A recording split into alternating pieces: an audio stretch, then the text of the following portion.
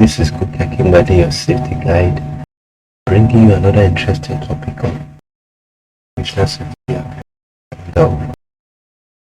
Today we're going to be discussing about what we call in safety ergonomics. Ergonomics is a combination of two words, ergo and nomoi. Ergo refers to law, and nomoi is about work.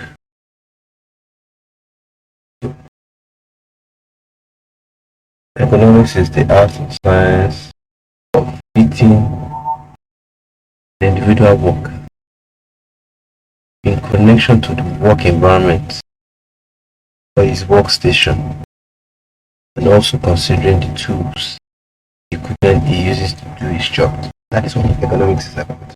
The science of fitting an individual worker. You study or investigate the work environment, the work pattern of one worker with respect to what his job task is and also the equipment he uses for his job. He says the science of fitting jobs to people, which encompasses the body of knowledge about physical abilities and limitations, as well as other human characteristics relevant to job design. When you consider ergonomics, you consider design. Factor in design to suit everyone, respect of the height. Whether it's a tall person, whether it's an average height person. Make the modifications to suit either of such persons, suit the work environment. A good analogy of this is the cars that are designed. The seats of the cars are designed in such a way that you can adjust it. If it's someone that is tall, you can adjust it to suit the person. The person most likely move the seat a little closer to the steering wheel. If it's a little not too close, whereas if it's somebody that is short, most likely the person will move the seat much closer to the steering wheel. So that's one application of ergonomics in respect to design. Okay, good ergonomic design is very, very key. It makes the most efficient use of worker capability while making sure that job demands do not exceed surpass those capabilities. Okay, so let's consider the hazards associated with what we call musculoskeletal injury. Basically, ergonomic design or ergonomic practices, solutions to the occurrence of musculoskeletal injuries or disorders, MSDs. MSDs is just basically discomfort that affects the skeletal system. When I say the skeletal system, I'm referring to the backbone or spine in connection to other limbs, head, the neck, the hands, the legs. Okay, so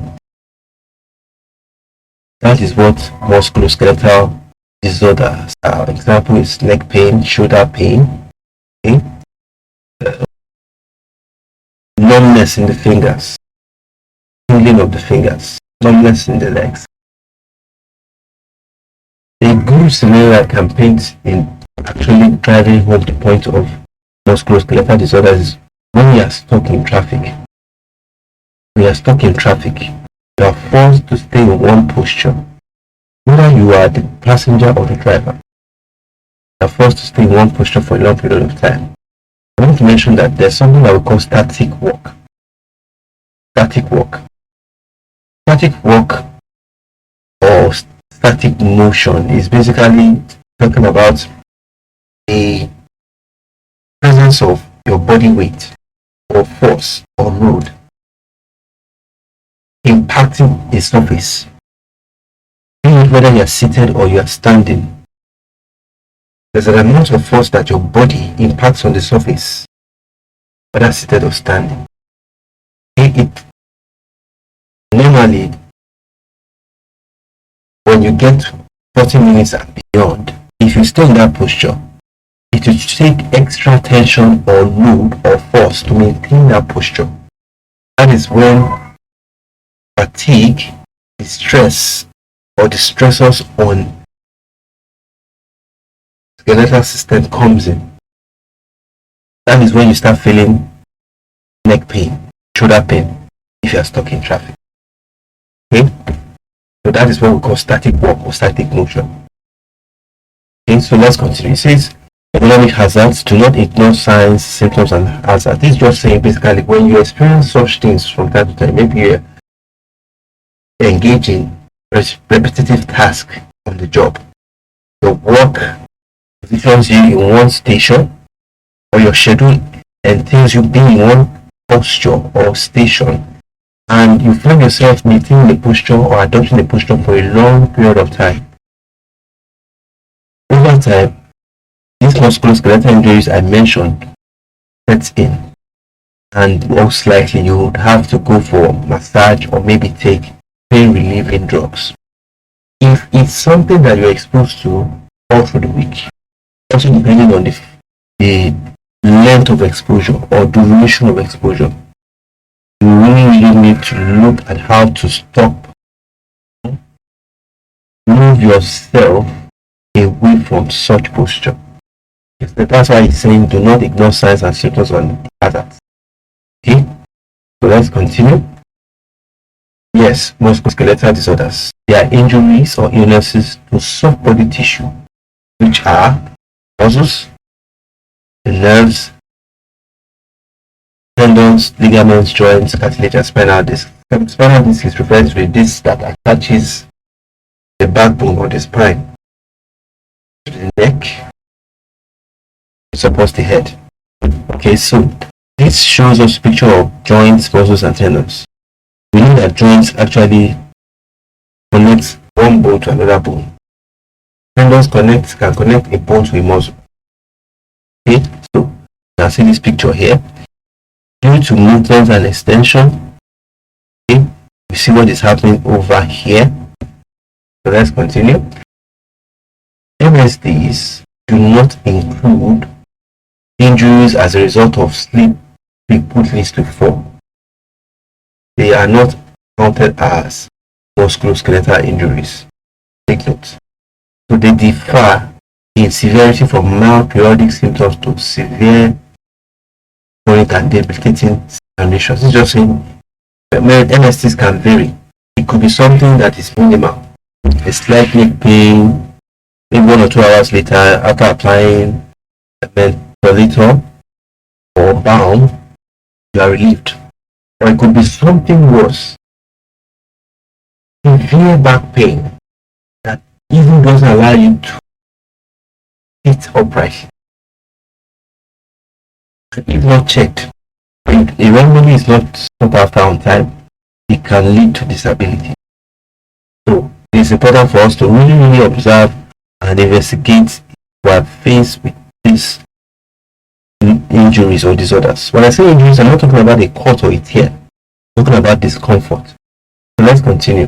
Musculoskeletal disorders, the signs and the symptoms. What are the physical signs that can be observed if somebody is actually experiencing or is facing any of the musculoskeletal disorders? Ache, bodily ache. That ache could be aches in the neck. The person might feel some burning sensation in the affected part, what we also call cramping. The affected part could also lose color. For example, there's someone that deals with lifting heavy load from time or continuously on the job. Over time, you see that your palms, that see blood flow is not uniform. See that some part of your palm feels as if there's no blood in them. That is loss of color. Then numbness. Numbness is when it's as if there's no movement in the affected part. Usually fingers. If you're somebody that you're a front desk personnel or you're a cashier, an IT personnel, you are always on your laptop or your desktop, you're always typing and all that, and you stay in the workstation for a long period of time, hours, over time you begin to feel aches in your palms, pains in your palms. In other symptoms or signs, pain, as I earlier mentioned, swollenness. The affected part can become swollen. Stiffness, that is lack of motion, could also be a sign. Tingling. Tingling is a good example is when you're stuck in traffic. When it gets to a certain period, you might observe your legs.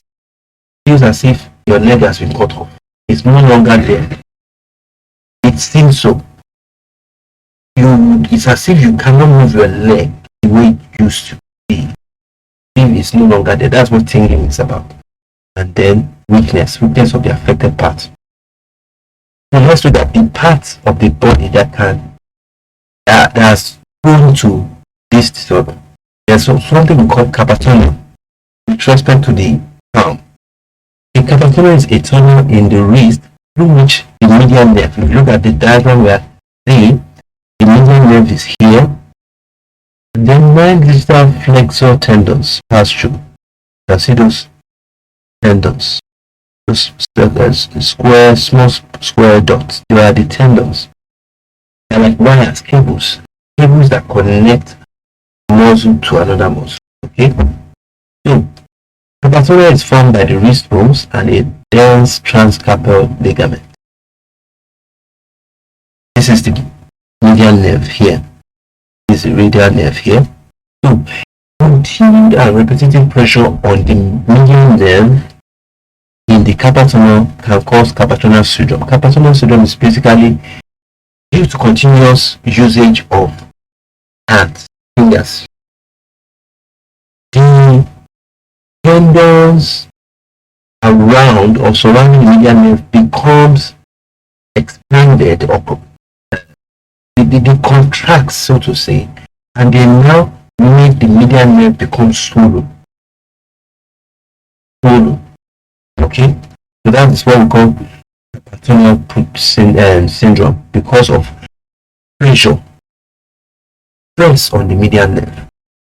Okay, so how does carpal tunnel syndrome develop? Swelling or thickening of the tendons, which is what I just mentioned, due to continuous use, repetitive use, and the carpal tunnel begins to close up, contract. This then exerts pressure on the median nerve, which then leads to swollenness and discomfort. If you do the same tasks with your hands over and over again, what can you do to prevent carpal tunnel syndrome? Do not bend, do not extend or twist your hands for a long period of time. Do not make use of your hands over and over again. You're typing, you're lifting loads and all those things. You're arranging, for example, an assembly plant in a factory, and you're prepared to a section in which you have to pack items in a box. The bottles, it could be cans, sardines, canned milk, whatever. And that is what your job entails. You packing those things inside the box. Do not bend your hands. Do not extend your hands or twist your hands. Process. Don't work with your arms too close or too far from your body. To be of neutral distance, not too close, not too far. Don't rest your wrists on hard surfaces for long periods, especially if you engage in typing. You work on computer systems, on PC. Do not rest your wrist on hard surfaces for a long period of time. Then lastly, switch hands during work tasks if possible. Don't use one hand all through. Make sure you are changing your hand. It's very, very, very important. Okay? Also, take regular breaks from repeated hand movement. For a while, just leave what you are doing, not the work, not the vicinity of the work environment. Just get up, do something else, just to rest and relieve the tension that has been impacted on the hands. Regular breaks from repeated hand movement to your hands and wrist time. Very, very, very important. Very important. Okay, very, very important. Okay, so let's see. Don't stand or sit in the same position all day. This is just saying, as I mentioned, with the scenario of the traffic.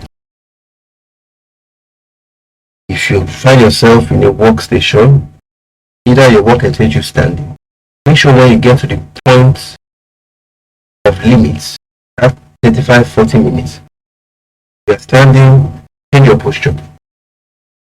Do something else. If you are sitting, you're in a work desk, you are typing, desk and you're typing and all that.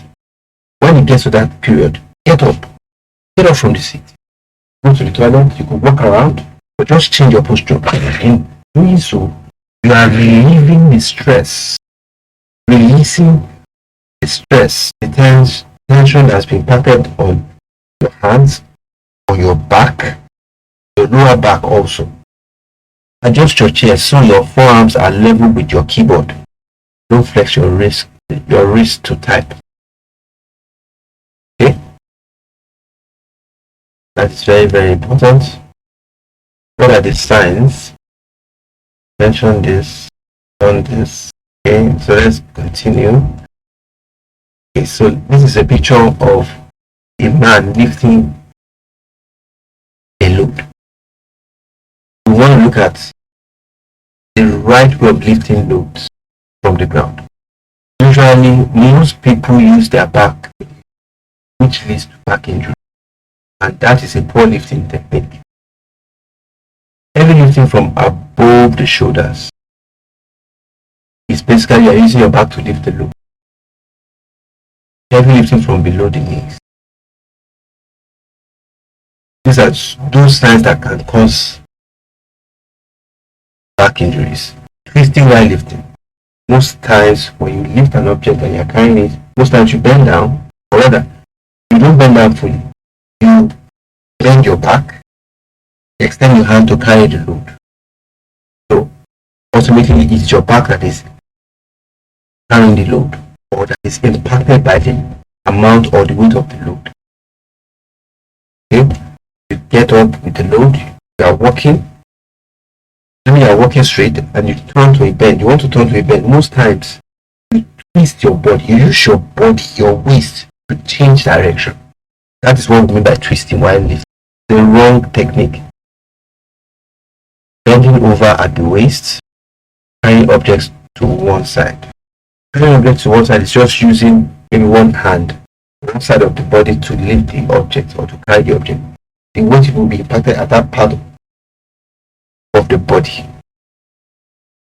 Okay, so in lifting, the proper way of lifting loads that will protect your back is what we want to look into. Avoid bending at the waist. And when you want to lift the load from one side, you have to take the posture of a weightlifter. What does a weightlifter do? A weightlifter bends with legs down, hands close to assess the object to be lifted. So squat down with your back straight and knees bent. Note, with your back straight, you don't bend your back. Squat down, you bend down, your back straight. Just imagine weightlifter, the way they bend down, squat down when they want to lift that heavy stuff like a dumbbell, a big dumbbell. Okay? Then thirdly, grasp the object. Grasp the object.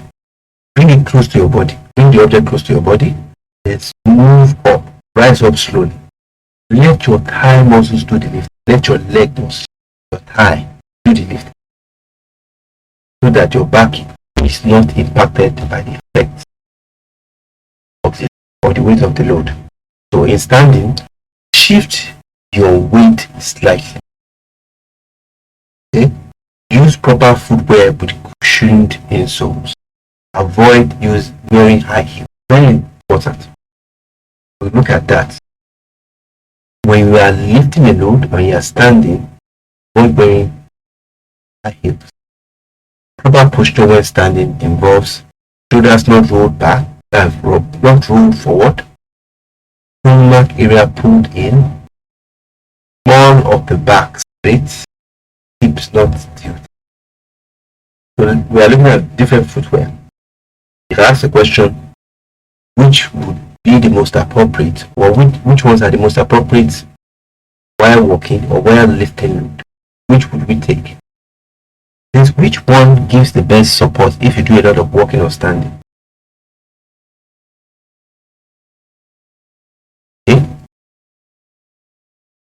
The shoe, for sure. You see, when you are standing or you are walking, it's important to consider center of gravity with respect to your toes, the sole of your feet. When I say center of gravity, I'm talking about resting, ensuring that the surface of your leg rests on the ground fully, not that one part is or up in the air. When ladies wear high heels, they begin to feel pains later on because the sole of their feet is not resting fully on the ground. Consider this type of shoe, or even wearing a slippers. This cause injuries or aches. Those the back of the sole, the ankle over time. So it's not really appropriate to wear high-heel shoes for a long period of time. Much better switching up, using or putting on slippers along the line. So in order to also protect your back in the area of sitting, what do? Make sure the kind of chair you are using has backrest, because most likely you will be seated. If you know you're going to be seated in that posture for a long period of time, there should be a support for your back. If there's no support for your back and such that the back is only covered halfway, has impact. It contributes to the back pain. Use an adjustable chair with lower back support. Keep knees in line with the hip joints or slightly lower. Sit with your lower back firmly against the chair. Let's just say, make sure you are resting your lower back against the chair, not that you are sitting halfway. Your back is not rested on the chair. Shift elevation of your legs during prolonged sitting. Avoid crossing your legs. Very important. Okay? Here now, what do you think? Do you think this lady would be having any ergonomic issues in terms of musculoskeletal injuries? Most likely. Why? There is no form of backrest. Just sitting on maybe a chair or a bench.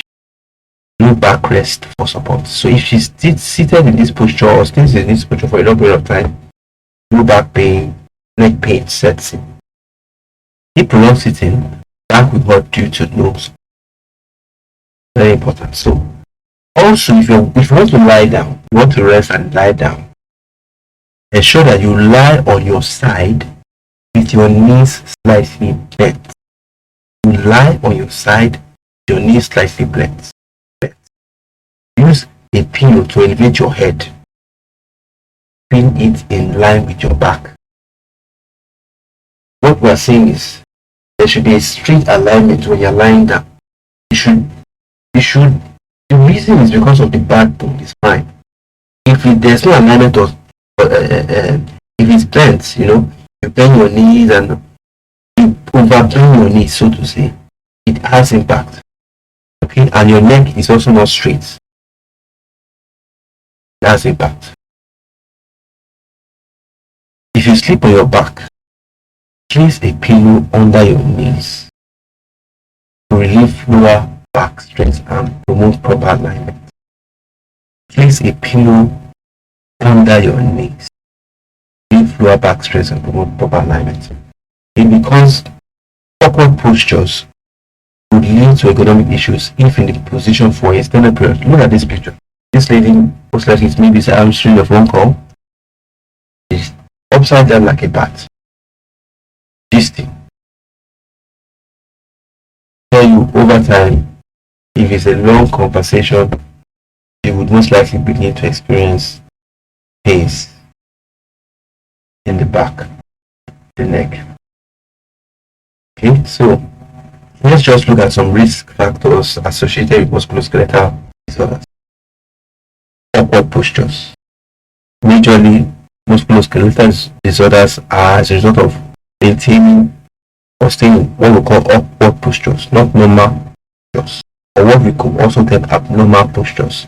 There are two types: static positioning, the normal movement which I mentioned, and dynamic, body is in motion, body is moving.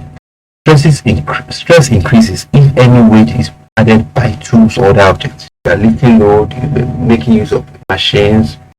Stress is also enhanced. The factors include the time, how long, that's what it means by time. The repetition, how often do you have to do that kind of job? Do you have to stay in that kind of workstation or work environment? How often do you find yourself staying in that posture? What is the condition of your body? What is the state of your health? And the range of motion. Okay, so how do you avoid the risk factors? Some of the risk factors are actually when you bend your wrist. Excuse me. If you look at these pictures, this is considering front desk personnel, someone that is working on the PC. How does he or she position the fingers on the keyboard while typing? If you look at this very well, the hands are rested fully, not bent. Okay? One considers this you could say something like a 90 degree or so, not inclined, not overly inclined. This is wrong because you begin to feel aches and pains in the fingers here also. Likewise, the same thing here, overly bent, or just slightly rested on the keyboard. Okay, twisting at the waist, mentioned that earlier. Round shoulders, leaning forward, bending forward while tapping, rather than resting your back fully. Okay, bending at the waist. Okay, so avoid winged elbows. When you say winged elbows, your two hands are bent rather than being straight. So if you look at this picture, it says center in front of you.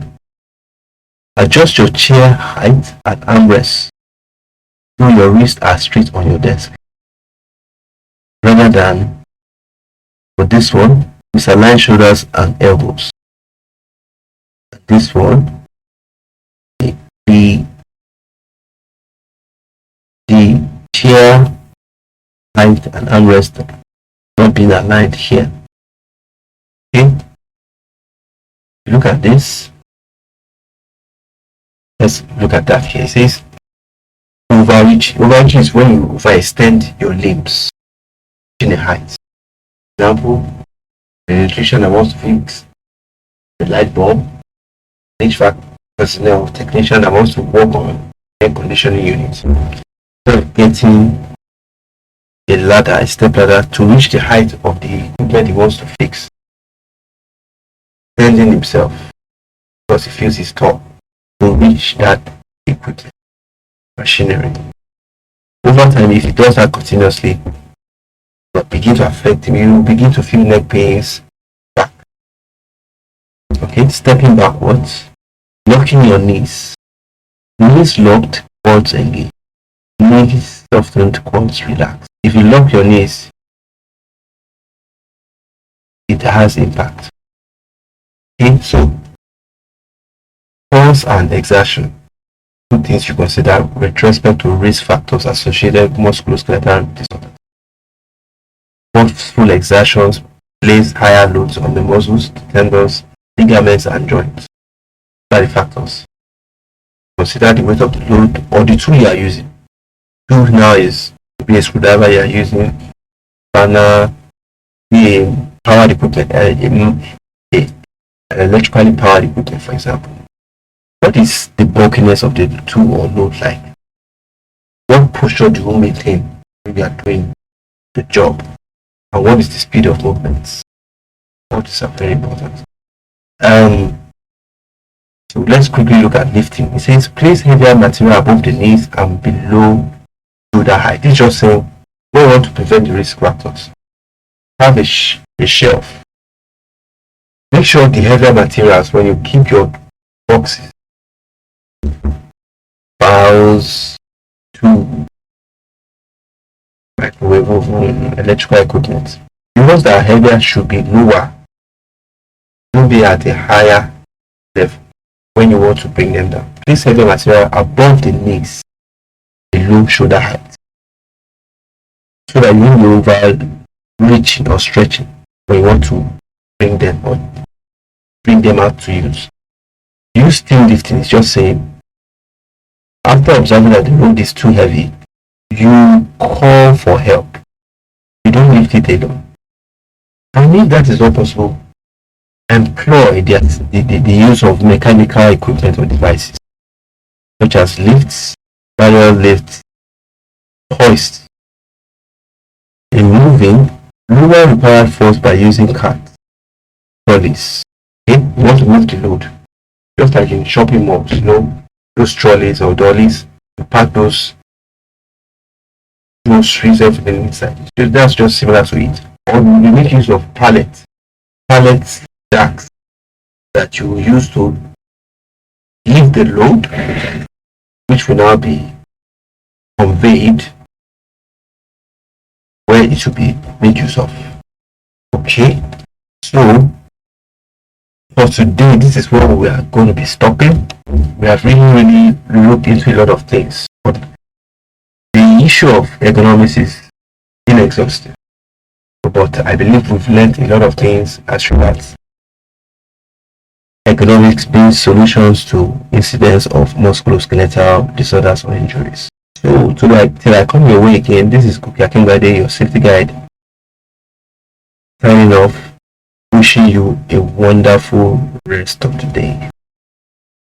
Stay safe.